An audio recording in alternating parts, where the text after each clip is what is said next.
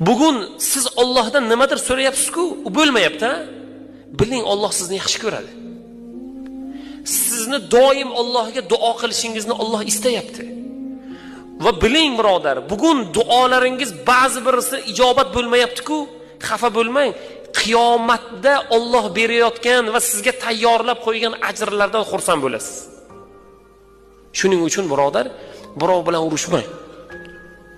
Birov pulga, molga, mansabga, bir narsaga talashsa siz talashmang. Siz berib yuboring. Siz berib yuborganingiz evaziga Alloh sizga qanchadan qancha ko'p narsa berishligini qiyomatda ko'ramiz birodar. Shuning uchun kuyinmang. Siz uchun xafa bo'lmang.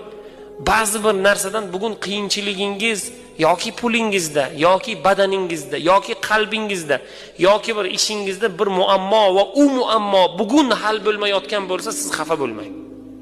Xursand bo'ling.